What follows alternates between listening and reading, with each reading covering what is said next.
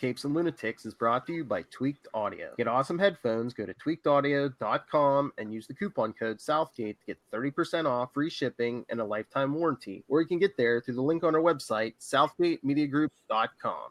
I'm Kelly Thompson, and you're listening to Capes and Lunatics. There's a thin line between heroism and madness. Here the line fades to nothing at all. This is a world of Capes and Lunatics. And nothing is off limits. Much news. A show has come to an end. Lots of comic books, lots of show news. So let's get into it on a Saturday morning. Capes and Lunatics, episode 118. Sorry, Lil. Starts right now. Hashtag Petty Phil. Make that a thing, guys. That's right. I am Petty Bitch Phil, joined as always by Florida woman herself. Hey, y'all. It's Lil Pellfire. And creator of intellectual properties for comic book writers everywhere is... Charlie, the Professor Esser. Gus Gorman lives!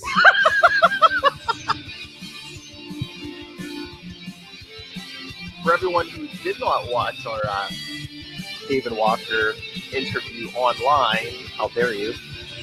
But check it out here on the podcast on Wednesday. Super Connectivity, episode 250. Charlie Esser, once again, showing his love for Superman 3. The best one. Telling Mr. David F. Walker, a professional comic book writer, hey, what? Gus Gorman is probably Leviathan and should have his own comic. And for some reason, David Walker seemed to respond to that, even posted about it on social media and said, hey, I was just talking to the guys over at Capes and Lunatics. So thank you for that, Mr. Walker. Yes, it is. He got our Twitter handle wrong, but yeah, Capes and Lunatics is Capes. But that's okay. Not going to correct the man. We should just go get that one now. But he did post on Facebook, Twitter, and Instagram about it. So yes, I know. Well, I'm very happy about that because he is awesome and he is great, and I can't wait to see what he does with the great Gus Gorman. And if you read on his Facebook page, a lot of people were like, "Yes, I have wanted this my whole life," and so I am not the only one. Gus Gorman has the love. I'm sorry, Gus Gorman has the love, and DC. I know you're sometimes make odd choices about things, which we're going to get to in a moment, I'm sure, about a certain before the explosion show that has recently had some things. But you know what? This is a no-brainer. And Marvel, get on that the deadly Nighthawk ongoing. Come on, man. So big victory for Charlie Esser on Super Connectivity 250. Yeah, you wait, man. 2020, we're gonna get Gus Gorman. We're gonna get the Deadly Nighthawk. This, it's gonna happen, man. I am molding the universe to my will. At least the comic book universe. Yeah, we did Super Connectivity 250. You know what that means? We're gonna have a little Hellfire guest star in like 19 weeks. Yes, 19 weeks. Well, she always wants to be on every show of ours that ends in 69. So. Oh, okay, I see. So. I thought we were talking about the 21st, but that's not 19 weeks from now. No. It just feels like it. Oh no, we were talking about maybe doing something special for an episode of Capes and Lunatics if everyone's in the same room. Well, Maz is down for it, so.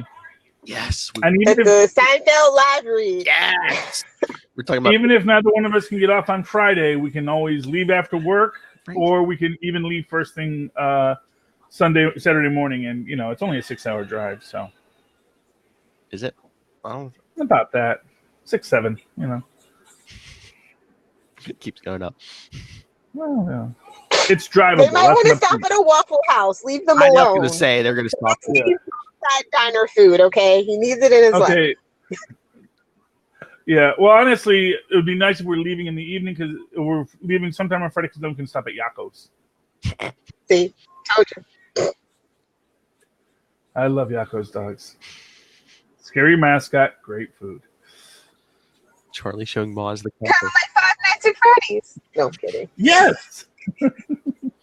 Oh man, I was so mad. Apparently, the Banana Splits movie has already aired on Sci-Fi, but it's like $19.99 to try and watch it on demand now. I just saw that someone had watched it and they were very disappointed. I was like, man, but Tristan has to judge that. You can't judge that. Tristan has to judge that. This is the Banana Splits murder mayhem And that's movie. why everybody needs to be a pirate in their life at least once or twice. That's all I'm saying. I want to see it too. I just don't know if I want to see it for $20. That's the only thing. I don't know if I want to own it. I just want to see it. That's like theater. That's like IMAX prices or something. Yeah, I know, man. It's a Sci-Fi Channel produced, so I expected it to just be given to me in exchange for selling my time for commercials. Oh, that was from Sci-Fi.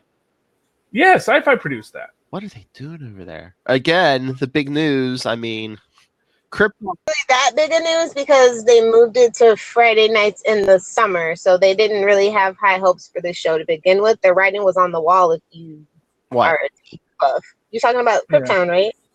But what do you mean they moved it to Friday? It's been on Wednesday nights. Oh, they must I thought it was on Friday nights. Unless they replayed it or something. But I mean, no. I mean, I've been watching it Friday nights. It's on Wednesday nights at 10. Are you sure that's not just the rebroadcast? No. Yeah, I don't know. That's what I'm saying. Friday might be. They might air it again on Fridays. Yeah. But it could because it's like the season 2 finale was this past Wednesday, and then yesterday they announced, season 2's it. We're not even doing a spinoff or nothing.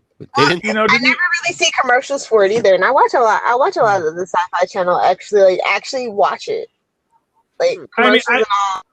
Yeah, I get the computer advertisements to remind me that the show exists because they know their target audience.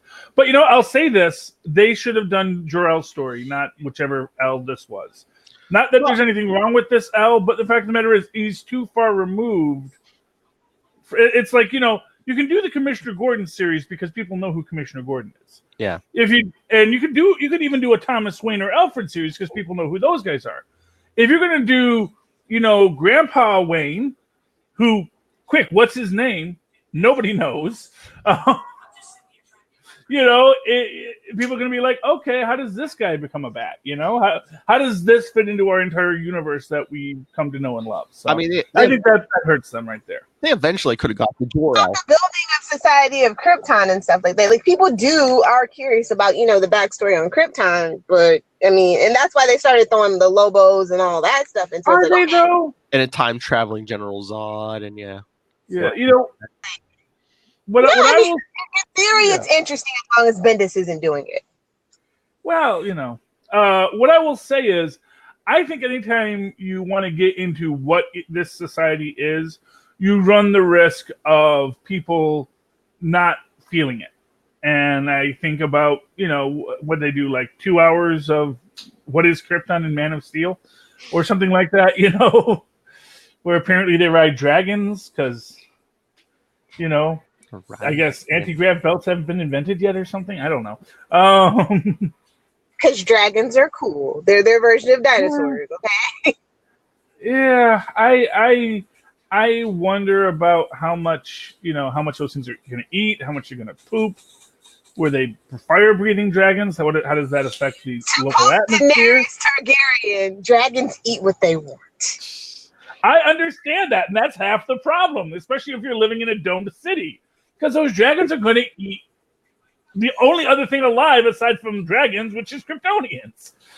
Maybe a crypto dog, or maybe a super monkey. I'm just saying but you see, and what it is that when you do a story like that, it's going to turn a lot of people off because it's not hashtag their Krypton.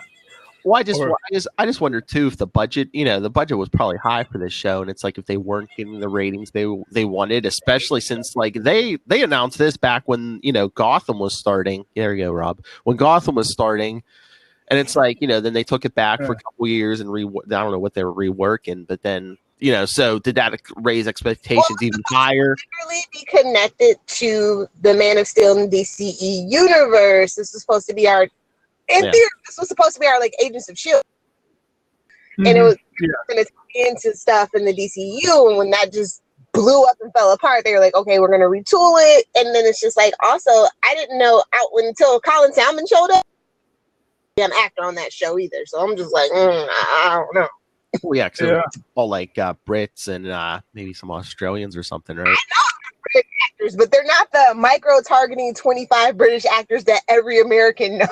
They like the budget. But that's how you get to be one of those 25. Is you gotta pay your dues, Willis. That's not produced by the BBC. Oh no, sir, that's not how you do it. They spent the budget on special effects. They can't be getting big names, Lil. But for what it's worth, you can say that is where I think S.H.I.E.L.D. was a little smarter. I mean, they had a high SFX budget for a TV show, but it wasn't ludicrous. And as a result, this is, Agents of S.H.I.E.L.D. has always been the little show that could. It's underfunded. It's kind of pushed to the side, but yet they keep on proving themselves to whoever you have to prove these things to keep on going to even one more season. After all of this, we get to do Before the Cap with them. So, if you go too far too fast, if you blow your load early, you're never going to get the audience to where they want to go. This isn't Wadesboro. We're not allowed to say blow your load. It's Saturday morning. Sorry, Charlie. Oh, I don't know when they're listening to this, so it could be Saturday night at midnight. Live over the internet, so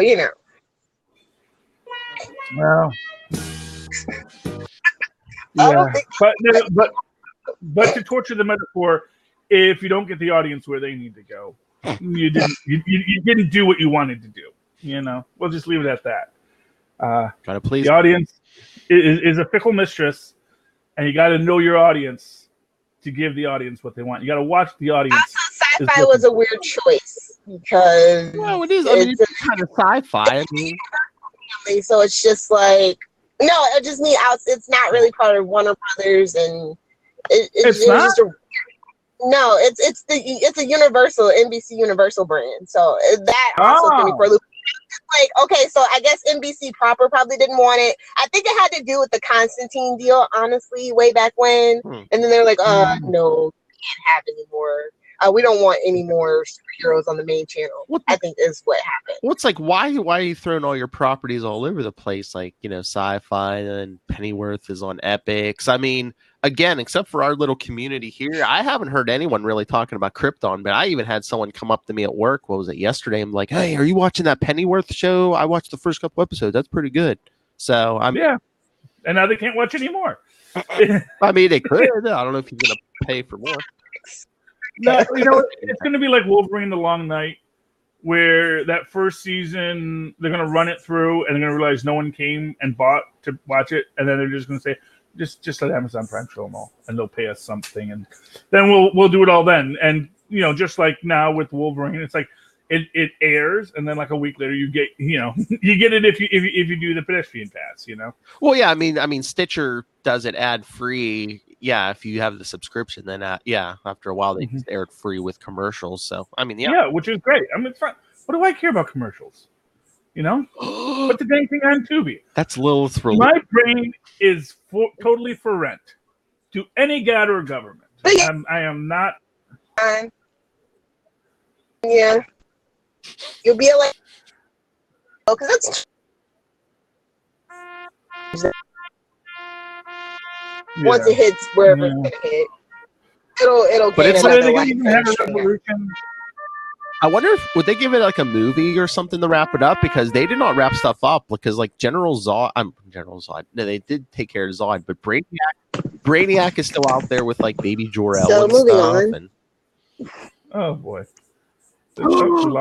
Now Hellfire's gone. She can't. Brainiac, why do you steal those things we love? This goes to what David Walker was saying. I'm sure they thought they had, because it's true for TV as well as comic books. They thought they had another season. They thought they had 5 more episodes, and they're like, no, You're done. Yeah, I don't know. You're done. Some of these TV shows are like, oh, if we don't wrap it up this season, they won't dare cancel us. And then it's like, yeah, we'll let. Yeah, and you know what? Agents of S.H.I.E.L.D., they did the opposite. They said, you know what? This is probably going to cancel us. Let's just leave it all on the table. Mhm. And Disney said, you know what? Give those boys 2 more seasons. Let's see 2 more stories with, LMD Coulson and then demon-possessed Coulson and, and then we're going to go throw Coulson back into the movies. LMD Coulson, man. I'm waiting for that. LMD Coulson. Although, I don't know if you heard my prediction in the last Agents of S.H.I.E.L.D. podcast. I think I mentioned it. That I think they're doing with Coulson what they did with Dum Dum Dugan. Oh, yes, I did hear you know I was talking about. Yeah, that Coulson isn't dead. He's just in a cryo chamber, and the Coulson LMD is sort of their way so that people don't know there's an actual Coulson that they have to go to, so that when the Coulson LMDs keep on coming back with all the memories, I'd be down for that. Sure, oh, yeah. Oh, it is totally what they're doing. And hey, again, to your theory, we never saw his body. They never told us where, if he is dead, where he's buried or anything. Not, And now they got time travel. Mm-hmm. Mm-hmm. All you need is a little Simmons, go in, slip him a little dendrotoxin, put him in suspended animation, make cries because he's passed away, and then toss him in your cryo chamber, hook him up to your handy dandy LMD, and hi guys, I'm back. Because they've been pretty vague about that. It's like, oh, he's gone. It's like, yeah, the death scene. No, it's he's buried here. Nothing. Well, exactly, man. There's always something more to the story.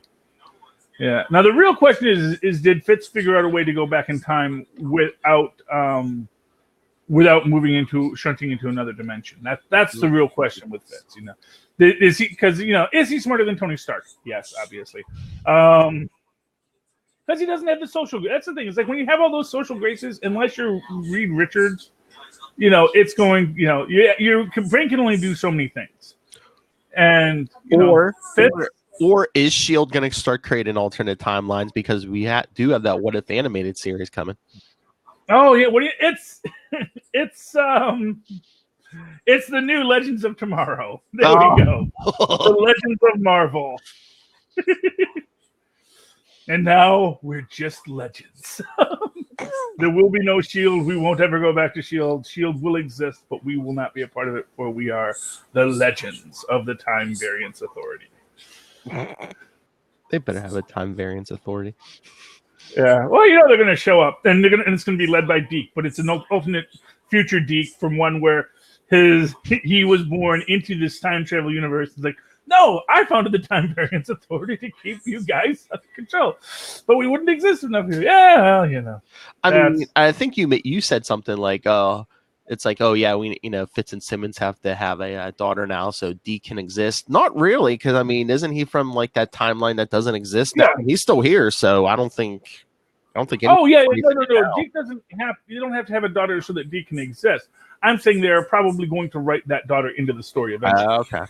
And my statement was that I think Gemma's already pregnant. Oh, maybe. Oh, yeah. No. Or she already had the kid, and the kid is with Fitz in wherever that Fitz is, in that space beyond time and space where him, Franklin Richards, and Galactus are hanging out. I'm sure they announced that before this series ends, yeah. Lily? Yeah, she's trying, man. She's got that Florida Wi-Fi, man. It ain't what it needs to be. All the iguanas are getting in the way. That's what I tell you. All the gators. Yeah, it's hurricane. There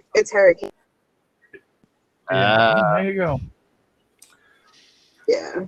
We get like one hurricane every like 10, 20 years in New Jersey. That's about the right number you should have.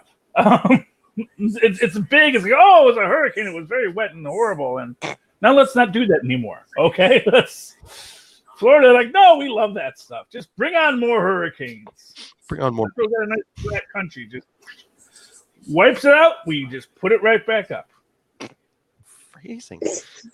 That's the Florida way of life, I imagine. But did everyone hear the whole comic book snafu this week?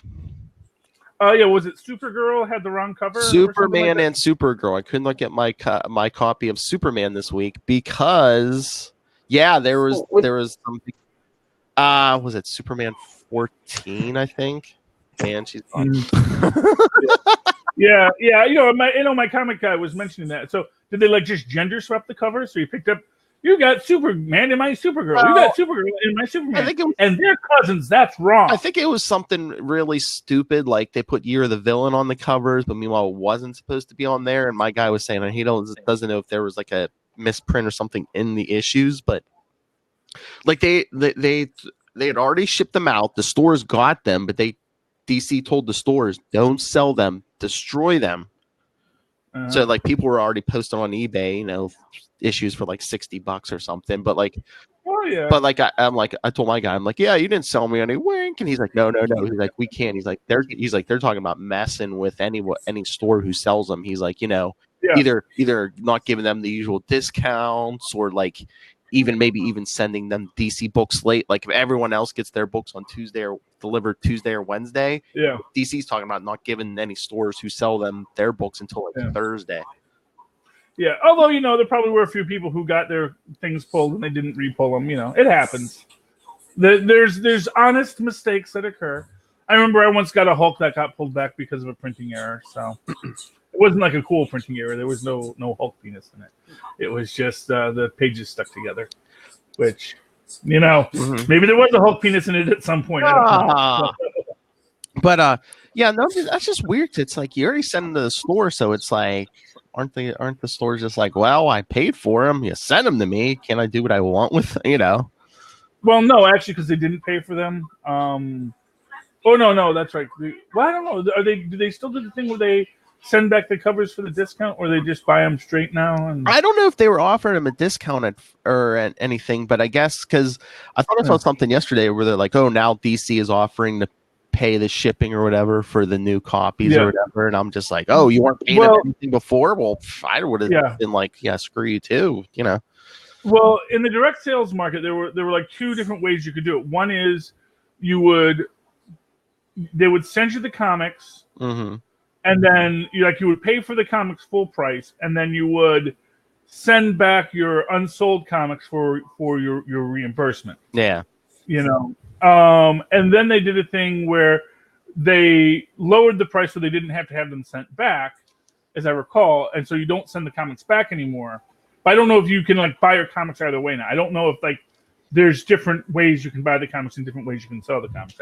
I'm not sure. I'm not a comic book store owner, so I can't say exactly what they do in this thing. Yeah, I'm not sure because isn't Diamond the only game in town? Well, yeah, but they can have different shipping models, and I think it has to do with whether or not it has a UPC code or whether or not it has another thing on the cover, something like that. It's I don't know. Brian Cronin wrote a whole article on it a few years back, and it's on Comic Book Resources somewhere, or Comics Should Be Good. So look for it.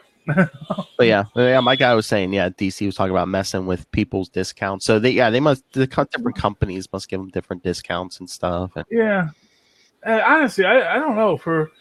Makes you wonder what was in it, or maybe it was technically Year of the Villain, but then now that you know that Red Hood, it was Jimmy Olsen the whole time, or something like that. But I'm like, why the big deal? It's like, even if it wasn't a Year of the Villain story and it had it on the cover, wouldn't people just be like, oh, that's stupid, why did they put that on the cover? It had nothing to do with Year of the Villain, and then move on. It seems like Marvel wouldn't care. It seems like more of a big deal now that they're like, don't sell them. Yeah, well, exactly. What? Maybe DC is trying to goose that speculators market. Oh yeah. They're like, don't sell those. We'll have to retaliate. Oh, you naughty people selling those comics we didn't want you to sell. Oh yeah, they think.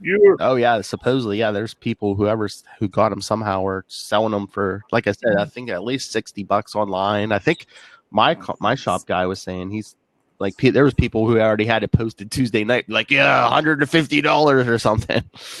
Yeah, I mean, and that's what David Walker would say is that's silly. I'd rather you spend $150 on just more comics. Exactly.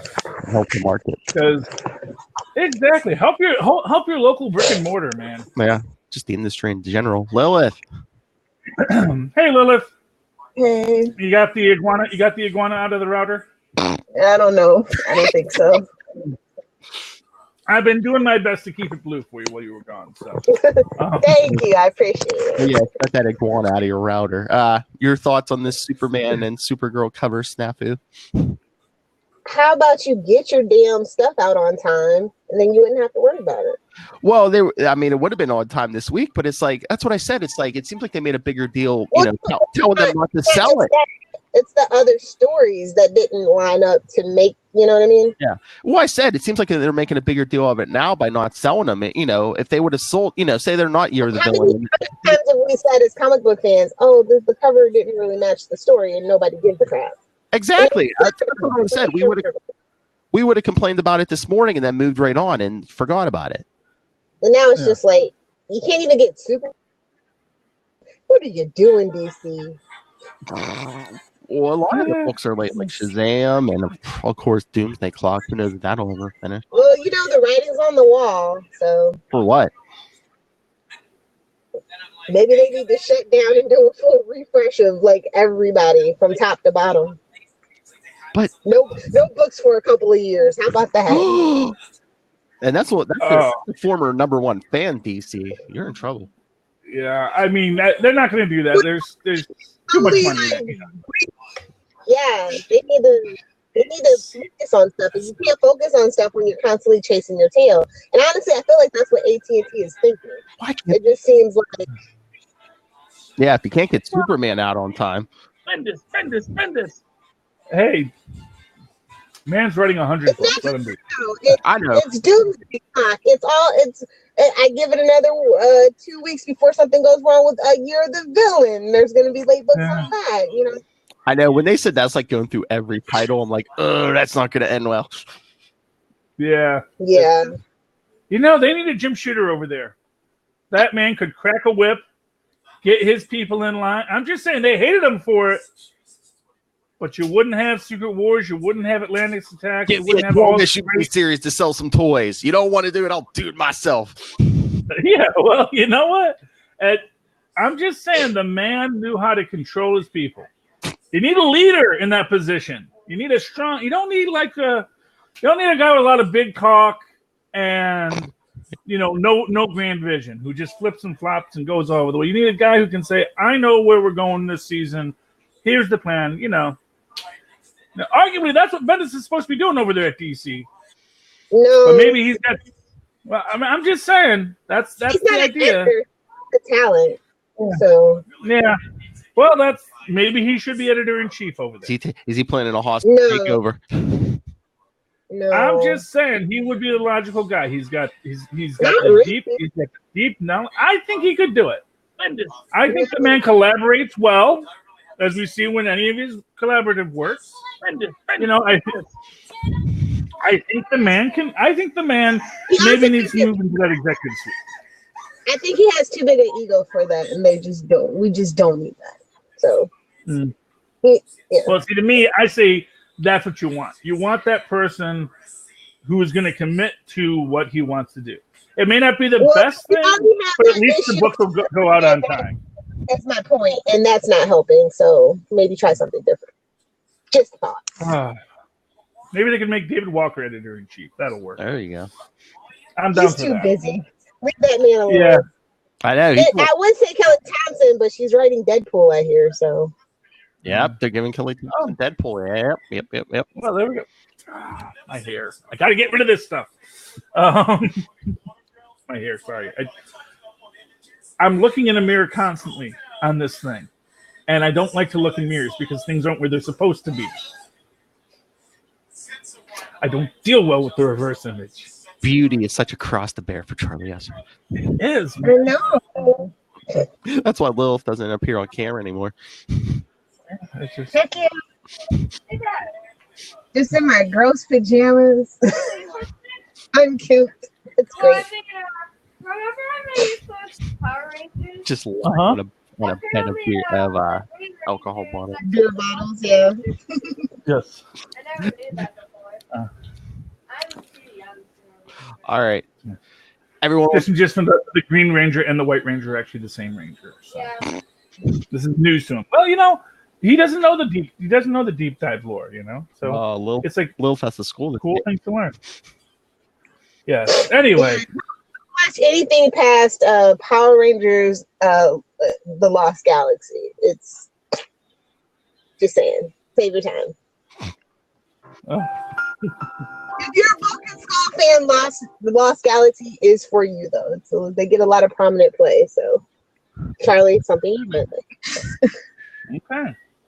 All right. So anyway, what were you saying, Philip? I was gonna say, want to talk some comics? Yeah, let's do that. It was a light week for me. What? It was a light week for me. Like nothing was really tickling my fancy. My pull list is like it's bad. Yeah. Well, let me talk about a book I didn't read first, just so we can get out of the way. Oh, okay. Conan Valeria, which is the most. Buy this book simply for the cover book you're ever going to see, because it is clearly meant to imply, hey, maybe this is Sue Storm and Valeria Richards' ancient ancestor. You should buy it. And I have no idea if it has that because I haven't read it yet. I doubt it is. Although I got to say, does that look like pre-Iron Age fashion? I don't know. I think the fashion's a little too modernized for that, and I think that style of sword wasn't in use in the Iron Age. I think they had much shorter swords, but that's just my opinion. That whole Atlantean technology, it screws everything up. But so that was the book I didn't read. I will read it eventually. But Valeria, Age of Conan, and you know they named her that just because they said, hey, if we call it Valeria, that's going to make people think of Valeria Richards. And make her blonde with blue eyes, and make her basically look like a Sue Storm. And we're gonna just sell books based totally on that. That's gonna be, and they did. It's gonna be something Charlie Esser might like. Exactly. Well, it is. They know that I am the vanguard of comics of the next great wave in comics. So might as well. So, is there anything you guys did or didn't read this week? Did you read Loki 2 like I asked you to? Yes, I did. Loki 2, Electric Boogaloo. Literally an Electric Boogaloo. Yeah, Loki wants to join the Avengers. Although, ironically, Hank Pym already invited him to join the Avengers. I'm surprised he didn't bring that up. It's like, Hank Pym said I should join the Avengers. To which I'm sure I'm going to go, yeah, exactly. That's not a ringing endorsement, Loki. But I love how Tony Stark's like, oh, you can join if you come walking in here holding Thor's hammer. I'm like, Tony, can you pick up Thor's hammer? Well, no, he can't. But that's the thing. Of course, wait, is Mjolnir? No, it's back. It's back. Yeah, it's back. It's back as Mjolnir. I thought it was like a wristband now or something. No. Jane Foster had the ultimate, had Thor's hammer. No. Oh, she has ultimate Thor. No, Odin's son has the Mjolnir back. So. Oh, okay. It's hard for me to keep track of sometimes. Okay. There's so many hammers, so little time. Okay. So yeah, well, Loki's worthy. But yeah. Hydra Cap was worthy. Surely Loki is. No, wait. Oh, yeah. Yeah, Hydra Cap. Because they used the cosmic cube to change the universe ever so slightly, so that it no longer said if you be worthy, it's just if you be strong enough. Oh, I know what Charlie Esser read. What did I read? Fantastic Four 13. Yes. Who would win? Oh, great the story. Hulk and the Thing. The Thing. F you, Hulk. You ain't nothing. And man, I just hate Banner. Banner is just such an awful human being in general. Because again, not the Hulk, that's Banner. That is who Banner is. The Devil Hulk is who Banner is. You will never dissuade me of this. The man built bombs. The man has been wanting to smash things since before he could smash. I told you he was going to get his revenge on the Puppet Master. Oh yeah, which was also kind of like, I don't know. I'm not 100% feeling that, because again, it's like, because first off, now you're just making the Puppet Master angry. Mm-hmm. And unless you're going to straight up kill the Puppet Master, which is then going to get, Alicia might not like that, quite frankly. And she can probably be a way more manipulative and evil than the Puppet Master, But maybe they are setting up Alicia to be the new Puppet Master. But we're going to have a whole heel turn with Alicia. Yeah, but I just knew the way they're writing Immortal Hulk these days here that he wasn't just going to let that go. Yeah. Except that they kind of made the point that, he totally was down with it, Well, yeah. I mean, he was down for pounding on Ben Grimm, but he wasn't, for someone manipulating him. I know, but at the same time, it was just like, hey, you want to go beat up the thing? It's like, yeah, totally. I mean, Puppet Master's talking through his mouth, but at the same time, he was less a, he invited him in. It's sort of like you have to invite the vampire in. So I don't know. I just think, honestly, to me, the reason why he did that was because he was embarrassed by being beat up. And the only way he can save face is now to act like, you only beat me because I was mind controlled. You couldn't beat me if I wasn't mind controlled. It's like, no, because you are a weak, pathetic little milksop, Bruce Banner. No matter how roided up you think you are, you do not got the strength and the stamina to keep on getting back up the way Ben Grimm does. Just going to say. Amadeus Cho is my Hulk. I'm sorry, what? I said that's why Amadeus Cho is my Hulk. Oh yeah. Well, now he's Braun. Yes, I know, but he's out of the Hulk business, man. I did enjoy his run as a Hulk. So. Mm-hmm. Yeah. He was a better Hulk, Although I think he got into that whole take over the world thing too, That's absolute power corrupts absolutely is what they say. So. Yeah. Well, what it is super geniuses who, you give a super genius ego. That's that is why Reed Richards stays humble, because he screwed up big time and he blew up his family, and so he's always like, maybe I'm not. Everyone says I'm the smartest guy in the world. I don't know how much that means. Just because I'm pretty smart doesn't mean I know everything. When in doubt, Mephisto. It's a long game with Mephisto. Yeah. Oh well, Mephisto's touched them all. Exactly. Crazy. I remember Mephisto versus the Fantastic Four. That was a great story.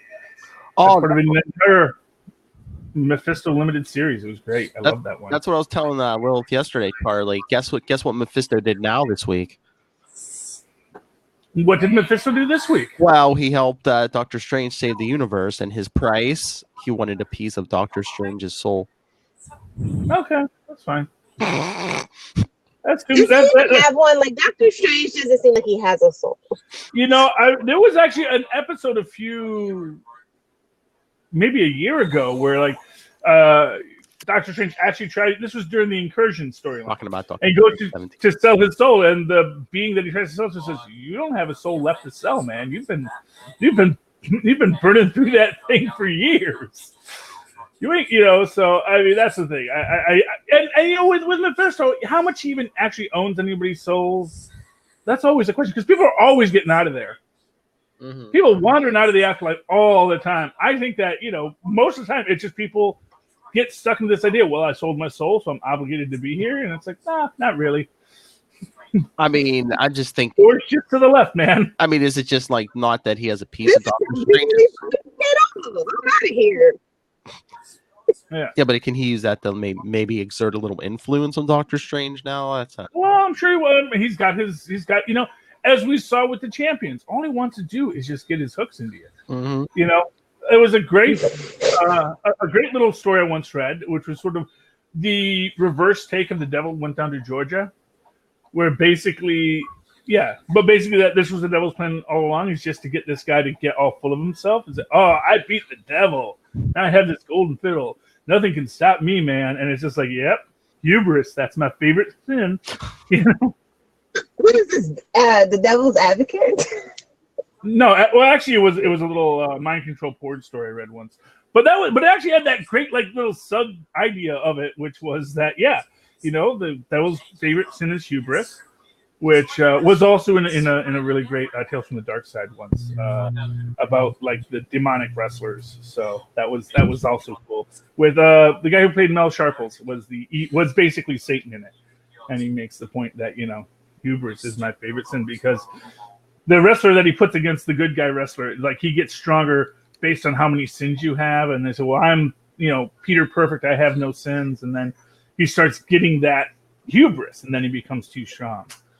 And I think his mom goes in and beats up the bad guy because she has no sense. Yeah, probably Esther would like. Let me just put it to you that way. Yeah, yeah, but that's the thing is the devil's favorite sin is hubris because that's what gets you to do all the other sins. Is the idea that okay, I can do this because I'm Doctor Strange, so I can get away with it, which is why I think he never really got his claws as deep into Spider-Man as he wants to. Because Peter Parker has no hubris. He's like, yeah, I'll sell my soul to the devil. I deserve it. Like, no, you're not supposed to say that. You're not supposed to be defeatist about it. You're ruining my fun, Peter. Oh, can I mention? I'm sure Peter can't do anything, right? I'm sure Lilith didn't read it, but Detective Comics 1009. It's got a big, Batman versus Mr. Freeze on the cover. But it's like most of the issues Batman versus Deadshot, and like the last 2 pages are basically Mr. Freeze saying, "Oh, Lex is going to help me bring my wife back." That's like the deal he struck. So I'm like, what about this cover snafu? It looks like there's a big battle between Batman and Mr. Freeze, and it doesn't happen. Yeah. Freeze doesn't even show up to the last 2 pages. Hey, ever since Will Smith's Deadshot, nobody cares about Deadshot. I know. So I guess. Okay, well, let me take this back like two pages. Isn't that the deal everyone makes with Mr. Freeze? Is I'm going to bring your dead wife back. It's like, okay, great. And no one ever does. But if anybody could do it, it would be Lex. I don't know, man. I was watching Tristan Loves the Death Battles. And they did Tony Stark versus Lex Luthor. And Lex Luthor didn't even build that dang armor. I guess now it's something from Apocalypse. I know originally it was something he found in a Mayan temple. Man just repurposes, lost laser guns. No. He is not the genius people think he is. He's smart, don't get him wrong, but But work smarter, not harder. What do you mean? That is genius. But again, we're recalling Superman and Supergirl issues because of supposedly false advertising on the cover. What about this? Well, no, that's acceptable false advertising because the character's in the book. It's like on the Champions, like the issue before where they show the Nova reaching for his helmet, and then he never even gets to the helmet that issue because it says, "Oh wow, he gets the helmet back." No, not when you get to the end of it. So that's the only thing there is it is what it is. There's a certain level of false advertising that you're allowed to do in comic books, but apparently, like I said, I think that the issue with that was that it did have the wrong covers on it. I heard that it was actually like, they put the Supergirl cover on the Superman books. And that actually could cause problems because it's not like you open the book to see what it is before you put it in someone's box. And it would have gone on the shelves and people would have said, hey, wait, this is wrong. It would have caused a whole big kerfuffle. So I get them recalling it, and I get that it's a big snafu. So they probably do have to say, look, just give these back. We'll send you corrected ones, because it's not like what you got was really anything crazy worth it, Hair. So yeah, like I said, but Deadshot, Deadshot's Deadshot. I liked him better when he wore the tuxedo. Of course you did. Got to go back to the tuxedo and top hat, man. Riddles of Red Cap. Lilith, did you read Event Leviathan #3? No. No, I just didn't know if you wanted to see. I'm not interested. Unless it's Jimmy Olsen, I'm not interested. They still haven't revealed it yet. I mean, everyone's basically hunting down Red Hood because they think it's him, and it's just like, really? You got Jason Todd because alone. the armor's red. I don't know. Everyone's like, "Oh, this is so smacks of Red Hood." But I mean, not for nothing. Jason Todd's not even the first Red Hood. Maybe it's Joker. He's like, that would be crazy. It's like, no, actually, I can, I can be quite sane when I want to be. But no, the big thing is, he Leviathan appears to Amanda Waller, and she's like, I know who you are. She's like, I know that tech, that your mask is. She calls him a con artist, and then he's like, oh, a con artist? Gee, do I know any famous con artists with techs? I tell you, I want to see if Brian Michael Bendis makes any comments on David's proposal. Oh, me too. It's like, quiet, David, quiet. But then, and then I don't know if it's a clue, Lil, but she's gone. Yeah, she's gone. You can't keep the iguanas out of your routers in Florida. I man. know, but he mentions the Janus Initiative, which was an old Suicide Squad story. So I'm just wondering if it has something to do with that. Yeah. Well, I'm sure Gus Gorman's been in prison, so because he was a previously not known about team member of the Suicide Squad. Because now I'm like, is it Jimmy Olsen or is it maybe like? Well, I don't think it's Captain Adam, but I'm just. Well, here's what I'll tell you. If it, we know that Brian does have a habit of, saying, "Who will it be? It was some guy." Oh yeah, yeah. It was some dude, but he's a cool dude. Don't get us wrong. It was. But that's who it was the whole time. It was the dude who sold Lois Lane a cup of coffee one day. Yeah. Well, and actually, Brian could totally, that could be a thing where it does tie into something obscure like that, because Brian does that kind of stuff too. Mm-hmm. I mean, he loves to bring back those kind of things. He loves, like I said, to me that is like the biggest reason why I think it could be Gus Gorman, because it is a guy who's going to be some guy to a lot of comic book readers, Mm-hmm. Especially this age, because who watches Superman 3 when it's not out as Superman 3? I mean, it's Mm-hmm. it's great and wonderful, and that's that. But we'll have to see. All right, Lil messaged me. I guess the iguana must have got her. She said she's done. Okay. Well, hey, did you read Powers of X this week? Number 2. I am not feeling this. I am not feeling this in any conceivable way. Again, I'm thinking this is like. Is this like a Disney-driven initiative where it's like, okay, we're going to reboot the X-Men. There may be cloning involved. So, like, when we do get our live-action X-Men eventually, they can mold them to whatever shape the MCU X-Men look like, maybe? No, but we're jumping around space and time, and it doesn't make any sense to me because so now we're saying that basically in our universe, Magneto never attacked the nuclear missile base. The X-Men never fought Magneto as their first adventure. None of this ever happened? Well, I'm wondering, is this one of Moira's previous lives, maybe? I don't know. Well, that's one thing I was thinking. Because we keep on jumping through time, it's very hard to keep track of where we are and what we're doing.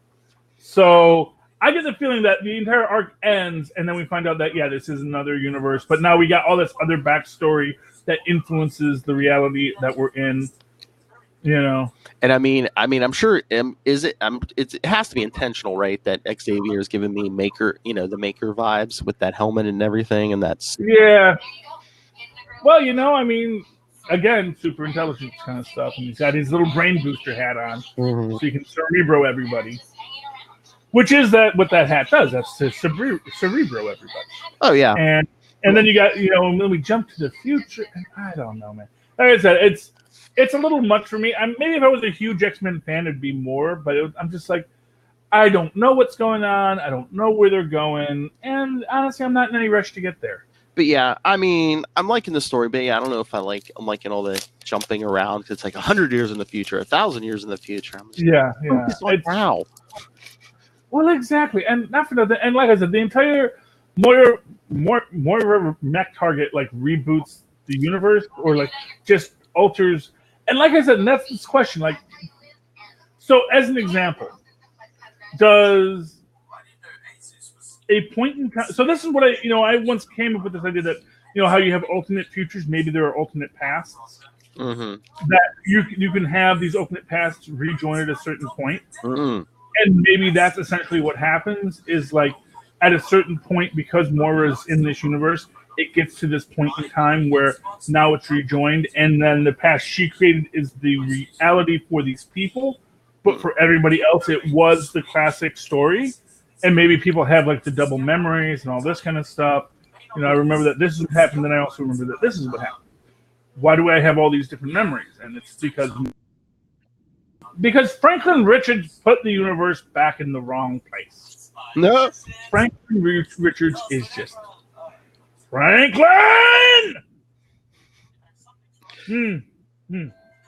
That's the other thing. It's like, as supposedly if all her lives have been going, this whole time, it's like there's been so many like cosmic things happening. We had secret wars of nothing else, and it's just like everything doesn't.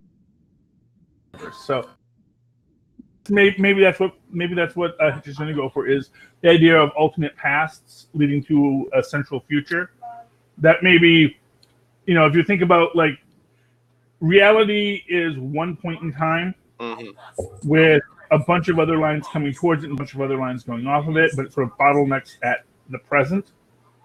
And that in that case, the present isn't just the phenomenon keeping everything from happening at the same time, but it's actually is a bottleneck of causality, and anything before and anything after is always open, and anything is possible. And so her bopping back and forth can have these effects. And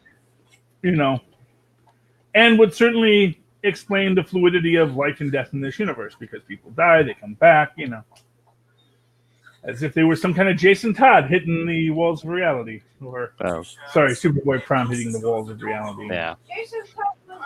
Yeah. Oh, hey. Taking Jason loose. Hey, speaking of time travel and stuff, I'm sure you didn't read Silver Surfer Black #3. No, I did not. Oh, it's so good because like the Surfer's basically been thrown back like almost to like the beginning of this universe, because like he's been fighting who's that Null, the symbiote god and stuff, and Ego, the Living Planet's been helping the Surfer. This is when he was like all cool, like, no man, I'm fine. Oh yeah. When he was young and hip. But on the last page, on the last page, first read to go pee, man. On the last page of #3, guess what Silver Surfer finds? Galactus's egg. Yeah, the incubator where Galactus popped out of. Yeah. Obviously, what else is he gonna? So is he gonna bring her now? I don't know. Yeah, is it gonna be a thing? Do I alter time? Take you back into the light. Yeah. Well, is it gonna be like, do I alter time and save trillions of lives, or just let things, But let it go. Let it go. Well, what I did read this week was Silver Surfer, The Prodigal Son. And along those same lines of time travel, we find out that this takes place many years earlier, when Prodigal was sent, because he's part of this galactic empire, sent to this one planet that wants independence. And he gets there, and for some reason, everybody's leaving. Why is everybody just leaving the planet like that? That's because, of course, Silver Surfer showed up as the Herald of Galactus, because this is when he was Herald. And anyway, they have their big fight, because Prodigal's like, yeah, you know what? I'll just beat him up, because I'm basically Superman. They even make the point that, oh, actually, you're not your father. The person you think is your father isn't your father. He's just raised you to be this, and you're like all crazy powerful, yada yada yada. $5 he's going to tie some way into the Eternals, because we got a new Eternals movie coming out. So Prodigal is going to be that. And let's not forget, like, all the Eternals recently died, so maybe he got separated out, and he is our elemental superhero, and he's basically beating up the Silver Surfer a little bit, hits him with earth, air, fire, water, and then of course, Galactus shows up. And he goes to challenge Galactus, and Galactus is like, whack. As you do. Just stop it. And then when he comes to, Galactus has destroyed his world. and he's all sad, and then Silver Surfer like brings him back and says, you fought stupidly but bravely. And he returns him to his home world where he has to explain to his evil brother, who's all Loki. Look at that. Does that look? Wait, where is it? Yeah, there we go. What's his brother? Yeah, right there. Yeah, his brother's all Loki. They get into a fight, and then we flash back to the present where he is on the moon because he got ejected from the FF's ship that he tried to steal, and then he meets Silver Surfer, and Silver Surfer offers to take him back home. And then we'll see what happens next issue. To be continued in Guardians of the Galaxy, Prodigal Son. There we go. So yeah, I like this book. This was a lot of fun. Actually, even like this better than the first book. The Prodigal Son series. I think I'm gonna get the third. Yeah, that was a good one. Yeah. What's your next book, Phil? Let's see. What do I got? There's a bunch of Spider-Man books out as usual. Yeah.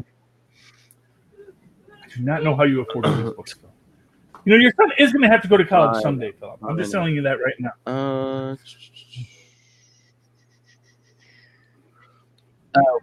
Or you just Invaders number 8 was pretty decent. I mean, Tony Stark's had to basically rebuild the Human Torch, so the Human Torch almost looks like Iron Man. I mean, from the neck down, almost looks like Iron Man now.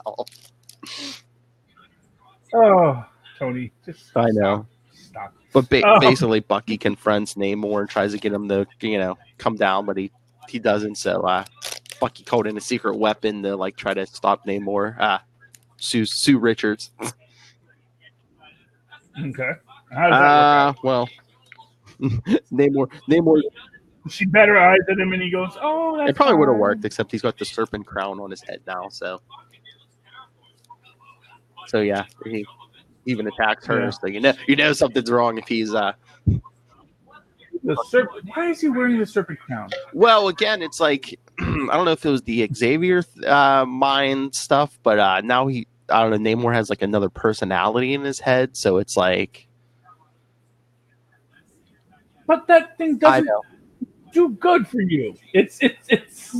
There's no one that has ever worn that where it turned out well for them. It's that other person that's like, yeah, put it on. We'll do good things. Totally. You won't become the thrall of Set, I promise. So I don't know if that's how they're going to try to explain Namor's mood swings now. Is just he's had this other personality in his head since Yeah. One thing I will say about the new Valeria story is that this is actually probably going to be the first time I actually read the backup novella in the back, which is The Fall of Thoth Amon, who is the leader of the Stygia Set cult. So maybe there's going to be a tie-in. We'll see. Gwenpool Strikes Back came out. Oh yeah, I want to read that. Was that good? Oh, it was trippy. It was really trippy because you basically realize that I guess when she falls out of the public consciousness, she falls into the black like poor Jesse under the bed, and she finally comes back into existence, and it's just it's dense. It's a lot of basically you see why people think she's crazy, and then she gets everything is just so crazy in this. She gets because she's trying to get superpowers, right?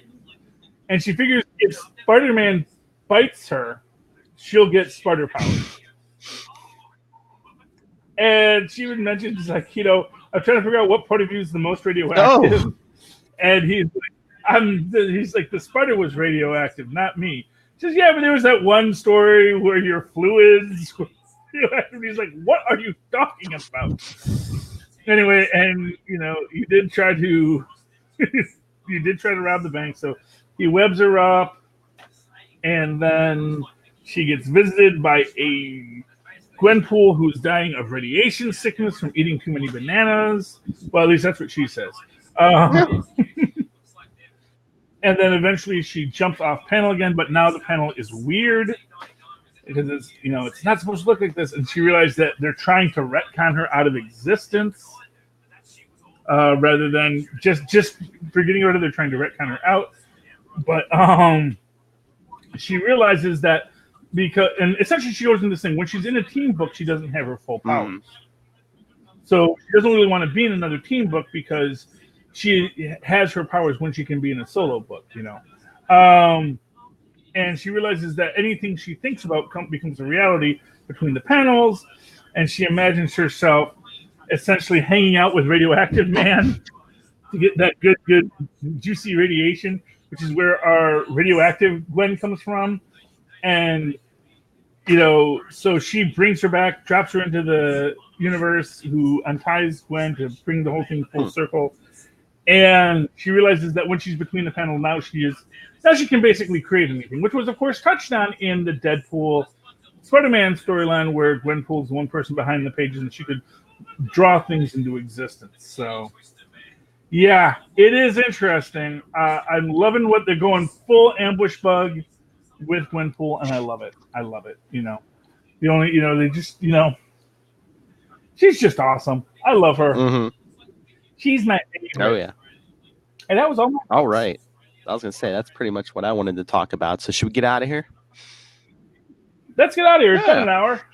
All right. So everyone send it.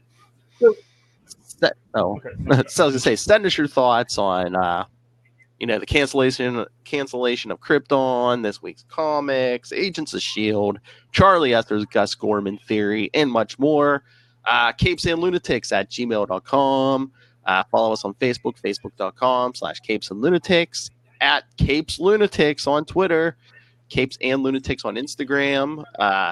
Check out Work in Progress, capesandlunatics.org. Subscribe to our YouTube channel and our new weekly newsletter, capesandlunatics.home.blog. Call the voicemail 614-382-2737. That's 614-38-CAPES. And you can watch us live on Facebook, on Twitter, and at GetVocal.com. Charlie Esther. Well, don't forget to follow Lilith on the gram at Lilith Hellfire 69. Yes, that's right. And on Twitter at Lilith Hellfire. Yes. And, of course, if you'd like to write to me in that old-fashioned email way, where Maz and Paz wants to do so at superconnectivityblog@gmail.com. That's superconnectivityblog, all one word, at gmail.com. And you can always follow me on Twitter as I live tweet Agents of S.H.I.E.L.D. and other shows. Maybe I'll even do this whole Crisis on Infinite Earth things. Who knows? At Charlie Esser. That's CHARLIE-ESSER. Look for the two E's in the middle. Quality. Ding. I was so happy that David actually stuck around to hear my song. Nice. Oh, wait, did he? He's such a nice guy. Yeah, he did. He was there. He was there till we hung out. Yeah, okay. Yeah. He hung out, man. Well, I should have got a promo from him. Maybe I'll reach out to him again. Yeah. All right. Yeah. You shoulda. Yep. Any comic creators, get a hold of me. All right. For another week, we have been, and Iguana Woman down there, we have been the Capes. And the Sand. Iguana Woman. A very special guest star, David F. Walker. Well, that was last night. That was last night. A very special guest star, Iguana Woman. Yay! Muppets. Yay! Kermit. Yay!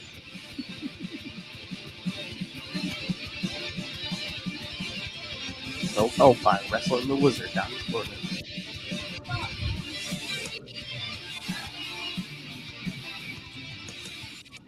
Lizard never says Thank you, and good night.